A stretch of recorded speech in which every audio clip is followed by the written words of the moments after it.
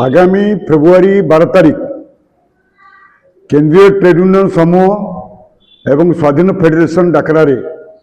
कृषक मोर्चार समर्थन रे संयुक्त कृषक मोर्चा समर्थन रे जो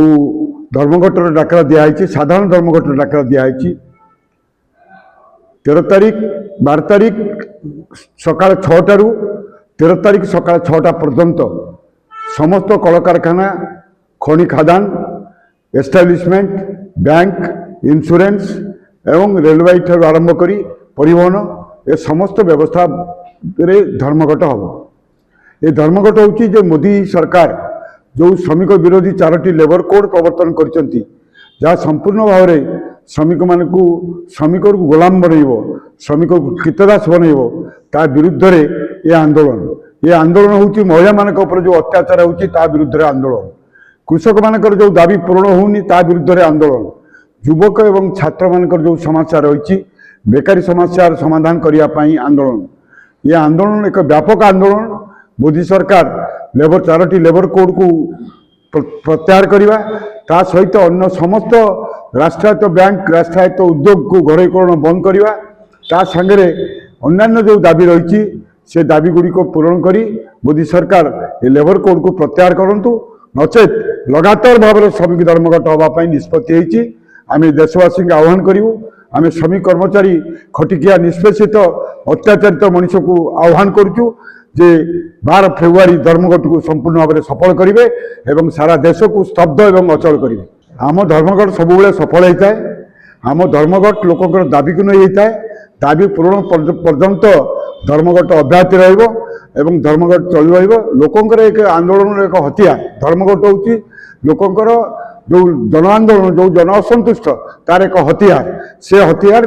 बेले बेले दरकार होची सरकार को साबार करने तेणु ये 12 फेब्रुआरी धर्मघट से परिप्रेक्षी धर्मघट ए धर्मघट निश्चित भाव में सफल हम ए कोटि कोटि श्रमिक माने एवं कृषक माने भाग ने। आज सांबादिक सम्मेलन मूल प्रसंग होची जे आगामी 12 तारीख दिन सारा देश रे श्रमिक माने धर्मघट करने को 10टा केंद्रीय ट्रेड यूनियन एवं कर्मचारी फेडरेशन माने मिलित भाव में डाकरा दी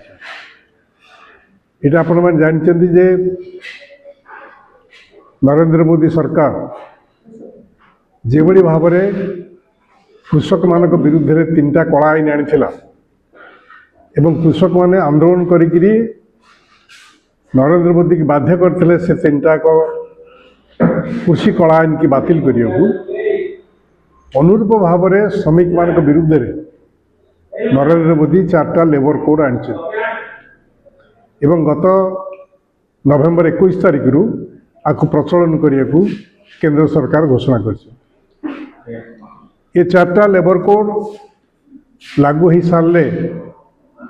श्रमिक माने सर्वनिम्न मजूरी केंद्र सरकार ठीक कर 178 टंका कर बर्तमान ओडिशा सरकार सर्वनिम्न मजूरी हूँ 462 टंका एवं केंद्र सरकार मजूरी दैनिक मजूरी प्राय 600 टंका अधिक ये परिस्थिति रे नरेंद्र मोदी सरकार करती जे दैनिक मजूरी 178 टंका कर दिन को 12 घंटा काम कर जदि श्रमिक माने गोटाए दिन धर्मघट कले ताले से धर्मघट को बेआईन घोषणा करी 8 दिन मजूरी कटा को सरकार घोषणा कर स्वाधीनता पूर्व एवं स्वाधीनता पर श्रमिक मान आंदोलन करी जो आईन श्रमिक मान सपक्ष हासिल करते नरेंद्र मोदी कलम गारे से समस्त आईन की बेआईन कर दी नरेंद्र मोदी एभली श्रमिक विरोधी पदक्षेप विरुद्ध रे सारा भारत वर्ष श्रमिक माने प्रतिवाद जनइचंती एवं आगामी 12 तारीख दिन सारा देश रे धर्मघट बोली घोषणा कर दी एवं आमे आशा करछु जे 12 तारीख दिन कोटि कोटि श्रमिक धर्मघट अंशग्रहण करेंगे परिवहन ठार आरंभ करी खनि खादान कल कारखाना सबकि बंद रही 12 तारीख धर्मघट को सर्वांतक सफल करने को आम राज्यर जनसाधारण पाखे नवेदन करुचु किंतु एक कथा कहला बेले सरकार को चेतावनी दूचु जदि 12 तारीख धर्मघट पर सरकार जे लेबर कोड को प्रत्याहार न करती ताहले लेबर कोड प्रत्याहार पर्यंत ए प्रकार आंदोलन प्रतिवाद चालू रहिबो एवं आहुरी बृहत्तर आंदोलन हबो ए लेबर कोड प्रत्याहार पाई एति कथा आमे देशवासी आगे राज्यवासी आगे आह्वान करूँ।